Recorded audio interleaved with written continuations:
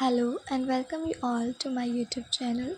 Myself Anshika Thakur और आज मैं आपको पढ़ाने वाली हूँ अबाउट द पीडियाट्रिक्स में हम आज मेनली एक टॉपिक ले रहे हैं जो कि हम ले रहे हैं चाइल्डहुड सिजोफ्रेनिया। ठीक है, तो ये एक तरह का मेंटल और साइकेट्रिक डिसऑर्डर है। आज हम इसके बारे में बात करेंगे। तो चाइल्डहुड सिजोफ्रेनिया सबसे पहले होता क्या है? अगर आप लोगों ने मेंटल हेल्थ नर्सिंग पढ़ ली है, साइकेट्रिक पढ़ ली है, तो आप लोगों को अच्छे से पता होगा कि सिजोफ्रेनिया होता क्या है। एग्जैक्टली सेम हमारे चाइल्डहुड में भी होता है, बट इसमें क्या होता है, थोड़े से सिम्टम्स जो होते हैं वो चेंज हो जाती है। इसमें जो केयर प्रोवाइड करते हैं हम पेशेंट को, वो केयर थोड़ी सी चेंज हो जाती है, otherwise all was the same. ठीक है, वरना उसके अलावा सब कुछ सेम होता है। तो सबसे पहले हम देखते हैं चाइल्डहुड सिजोफ्रेनिया होता क्या है। ठीक है, और आप लोग ना इसको एग्जैक्टली सेम अपने एग्ज़ाम्स में भी लिख सकते हो। मैं उसी की वजह से जो कोई भी टॉपिक अगर पढ़ाती हूँ तो इसको इस तरह से लिखती हूँ, like introduction, definition, etiology, symptoms, then diagnosis, then treatment, then nursing role also. सिर्फ इसलिए कि आपको एग्ज़ाम्स के टाइम पे क्या हो, जो आपकी यूनिवर्सिटी के एग्ज़ाम्स होते हैं उसमें आपको कहीं और से पढ़ने की ज़रूरत ना पड़े, आप एग्जैक्टली सेम जाकर लिख सकते हो एंड आप अच्छा स्कोर कर सकते हो। ठीक है, तो सबसे पहले हम इंट्रोडक्शन देखते हैं। तो जो हमारे मेंटल हेल्थ डिसऑर्डर्स होते हैं, ये चिल्ड्रंस को अफेक्ट करते हैं, जिसमें क्या होता है, उनकी इमोशनल, सोशल, कॉग्निटिव और फिजिकल डेवलपमेंट जो है, ये चारों चीज़ें अफेक्ट होती हैं। ठीक है, इसमें से अगर हम बात करते हैं चाइल्डहुड सिजोफ्रेनिया का, तो ये एक तरह से कॉमन और बहुत ज़्यादा सीवियर इलनेस होती है। ठीक है, इसको ट्रीट करने के लिए क्या होता है, हमें अर्ली आइडेंटिफिकेशन करना बहुत ज़रूरी है, प्रॉपर ट्रीटमेंट और कंटिन्यूस नर्सिंग केयर। अदरवाइज़ जो इसके सिम्टम्स होते हैं ना, वो बहुत ज़्यादा सीवियर हो जाते हैं और इसका ट्रीटमेंट करना भी फिर बहुत ज़्यादा मुश्किल हो जाता है, एक लॉन्ग जर्नी हो जाती है। ठीक है, अब बात करते हैं इसकी डेफिनेशन की। तो जो चाइल्डहुड सिजोफ्रेनिया है, ये एक तरह की रेयर और सीवियर साइकेट्रिक डिसऑर्डर है जो कि यूजुअली अपीयर होता है after the age of 7 years. अब कई बुक्स में लिखा हुआ है कि ये 7 ईयर्स की जगह 13 ईयर्स हो सकता है, 12 ईयर्स हो सकता है। तो हम अप्रॉक्स लेके चलते हैं, तो आप चाहे तो 7 ईयर्स to 13 ईयर्स लिख सकते हो, या फिर after the age of 13 years, या फिर after the age of 7 years, जो आपको सही लगे आप वो लिख सकते हो। ठीक है, and is characterized by disturbances in thinking, perception, behaviour, emotions and social functioning. अब अगर आपने साइकेट्रिक में या एमएचएन में पढ़ रखा है सिजोफ्रेनिया के मेन सिम्टम्स क्या होते हैं, इसमें पर्सन का बिहेवियर, परसेप्शन, थिंकिंग, इमोशंस, ये सब अफेक्ट हो जाता है। तभी तो कहते हैं ना, उसको हेलुसिनेशंस आ रहे हैं, डेल्यूजन्स आ रहे हैं।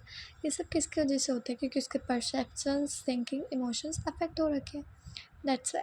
ठीक है, अब बात करते हैं हम कॉजेज़ की कि चाइल्डहुड में सिज़ोफ्रेनिया होने के क्या क्या कारण हो सकते हैं। तो सबसे पहले आते हैं हमारे बायोलॉजिकल फैक्टर्स। बायोलॉजिकल फैक्टर्स के अंदर भी हमारे 3 मेन कॉजेज़ आते हैं। सबसे पहले हमारा आता है जेनेटिक प्रीडिस्पोजिशन, यानी कि अगर मेरे पापा मम्मी को था सिज़ोफ्रेनिया या मेरे दादा दादी को था, तो मुझे ज़्यादा रिस्क है कि मुझे भी चाइल्डहुड सिज़ोफ्रेनिया डेवलप होगा। ठीक है, न्यूरोकेमिकल इम्बैलेंस हो गया है सेरोटोनिन, डोपामिन में। ठीक है, ब्रेन स्ट्रक्चर में कोई अबनॉर्मलिटीज़ अगर आ गई है, आपका ब्रेन का डेवलपमेंट अच्छे से नहीं हो पाया, तो भी आपको चाइल्डहुड सिज़ोफ्रेनिया हो सकता है। दूसरा कॉज हमारे आते हैं प्रीनेटल और पेरीनेटल फैक्टर्स। इसके अंदर भी 3 चीज़ें आती हैं ड्यूरिंग बर्थ, या तो बेबी के अंदर हाइपोक्सिया हो गया, उसको ऑक्सीजन नहीं मिली। ठीक है, बर्थ कॉम्प्लिकेशंस हो गई, या फिर मदर को कोई मैटरनल इन्फेक्शंस हो गया था ड्यूरिंग देयर प्रेगनेंसी, उसकी वजह से। ठीक है, थर्ड हमारे आते हैं इन्वायरमेंटल फैक्टर्स या फिर environmental causes which included trauma, कोई हेड इंजरी हो गई है, अगर डिसफंक्शनल फैमिली इन्वायरमेंट, अगर उसके जो फैमिली का इन्वायरमेंट है वो बहुत ज़्यादा ख़राब है, रोज़ की लड़ाइयाँ हो रही हैं, रोज़ का बहुत ज़्यादा सेक्सुअल अब्यूज़ या फिर फिज़िकल अब्यूज़ हो रहा है बेबी के चिल्ड्रन के साथ, या फिर वो देख रहा है ऐसा कुछ, उसकी वजह से इमोशनल नेगलेक्ट, अगर मान लो 2 बेबीज़ हैं, एक बच्चे को तो बहुत प्यार मिले जा रहा है, दूसरे पे ध्यान ही नहीं दिया जा रहा है, तो इस वजह से भी डेवलप हो जाता है चाइल्डहुड सिज़ोफ्रेनिया। ठीक है, अब बात करते हैं हम साइन एंड सिम्टम्स की। तो अब जो मेन डिफरेंस आता है वो हमारे साइन एंड सिम्टम्स में आता है सिज़ोफ्रेनिया का। तो आप चाहे तो साइन एंड सिम्टम्स नॉर्मली लिख सकते हो कि चाइल्ड में क्या क्या होगा, कि चाइल्ड सोशली विथड्रॉन हो जाएगा, किसी से बात नहीं करेगा, उसका एकेडमिक परफॉर्मेंस पुअर हो जाएगा, या फिर आप इस तरह से 4 चीज़ों में डिवाइड कर कर भी उसको लिख सकते हो। इससे इम्प्रेशन अच्छा पड़ता है और मार्क्स भी अच्छे मिलते हैं, इसलिए मैंने इस तरह से लिखा हुआ है। तो सबसे पहले हमारे आते हैं पॉजिटिव सिम्टम्स। अब ये क्वेश्चन भी ये कई बार वाइवा में पूछ लिया जाता है, what is the difference between positive symptoms and the negative symptoms. तो पॉजिटिव सिम्टम्स में क्या होता है, जो हमारा नॉर्मल फंक्शंस होता है या तो वो बहुत ज़्यादा बढ़ जाते हैं या वो बिल्कुल ही ज़्यादा क्या होता है, ख़राब हो जाते हैं, ठीक है। वहीं नेगेटिव सिम्टम्स में क्या होता है, हमारा नॉर्मल फंक्शन ही नहीं रहता है, ठीक है। तो अब बात करते हैं पॉजिटिव सिम्टम्स में क्या क्या आता है। पॉजिटिव सिम्टम्स में हमारे आते हैं hallucination, and the most common hallucination जो आते हैं वो हमारे आते हैं ऑडिटरी हेलुसिनेशंस। बच्चे को लगता है कोई उससे कुछ बोल रहा है, वो किसी से बात कर रहा है, ठीक है। डेल्यूजन्स आते हैं, डिसऑर्गेनाइज्ड स्पीच, ठीक है, वो सही से बोल नहीं पाता है, एक ही चीज़ को बार बार रिपीट करता रहता है, उसको प्रॉब्लम होती है बार बार बोलने में, ठीक है, या फिर बिज़ार।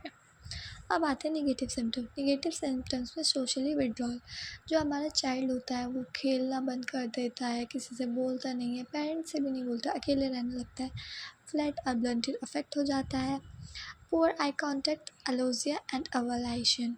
चलो अब इन दोनों वर्ड्स का जो मीनिंग होता है, अगर आपने एमएचएन में पढ़ा है तो मुझे कमेंट बॉक्स में बताना क्या मतलब होता है इसका, otherwise I will tell you letter.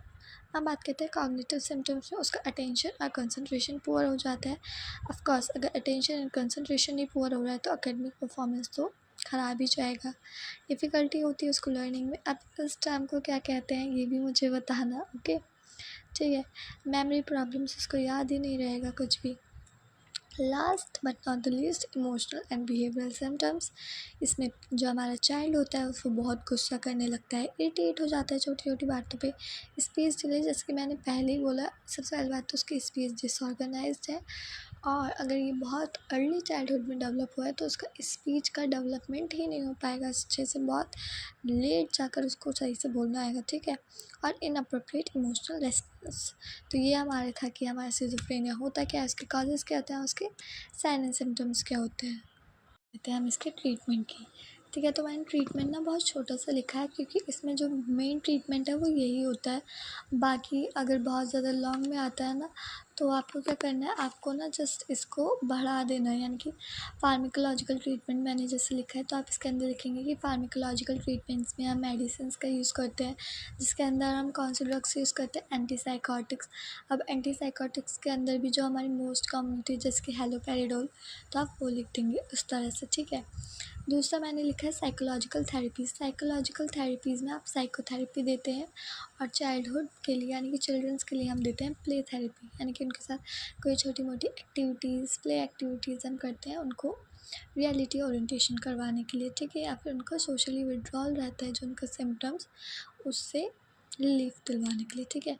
Family therapy, हमने उसमें फैमिलीज़ का इन्वॉल्वमेंट करवाते हैं, फैमिली से कहते हैं आप बच्चे से अच्छे से बात करो, उनसे कहना है उनकी फीलिंग्स जानो, उनके साथ क्या टाइम स्पेंड करो, ठीक है। दूसरा एजुकेशनल सपोर्ट।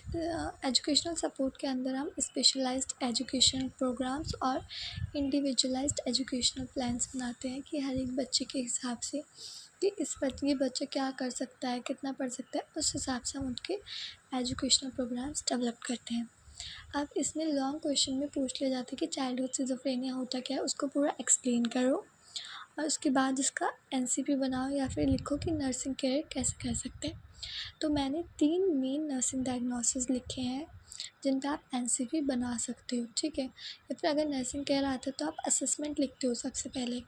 तो असेसमेंट में आप लिख दोगे कि आप उसके ऑब्ज़र्व करोगे कि उसकी फैमिली हिस्ट्री, उसका मेंटल स्टेटस, एग्जामिनेशन, उसके हेलुसिनेशंस उसको दिन में कितनी बार आ रहे हैं, उसका स्लीप पैटर्न कैसे हो रहा है, ठीक है, उसकी इमोशनल इंस्टेबिलिटी कैसी है, उससे क्वेश्चन और पूछोगे, ठीक है।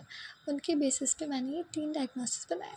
सबसे पहला डायग्नोसिस आप लिख सकते हैं, disturb thought process related to neurochemical imbalance as evidenced by hallucinations, delusions and disorganised speech, okay. Second, impaired social interaction. जिस बच्चे को चाइल्डहुड सिज़ोफ्रेनिया है या सिज़ोफ्रेनिया है उसका सोशल इंटरेक्शन एकदम इम्पेयर्ड रहता है, वो किसी से इंटरेक्ट ही नहीं करता है, related to withdrawn behaviour and altered perception as evidence by isolation and poor peer relationship. यही सब आप ऑब्जेक्टिव डेटा में लिख सकते हो, और सब्जेक्टिव डेटा में आप लिख सकते हो कि child is saying someone is talking to me, I am hearing some noises, ठीक है। तीसरा आता है self care deficit related to apathy and cognitive impairment as evidenced by poor hygiene and dependence. So these are the three nursing diagnoses. अब गोल आप वही लिखोगे जो आप डायग्नोसिस लिखोगे, उस बेसिस पे आप गोल बना दोगे कि उसको हेलुसिनेशन से रिलीज करवाना है, उसकी जो हाइजीन सेल्फ केयर डेफिशिएट है उसको अच्छे से सही करवाना है, नॉर्मली कराना है. अब ये मैंने लिख दिए हैं कुछ मेन इंटरवेंशन जो आप हर डायग्नोसिस के लिए लिख सकते हो विद रेशनल. ठीक है, रेशनल आप लोग खुद बनाइएगा.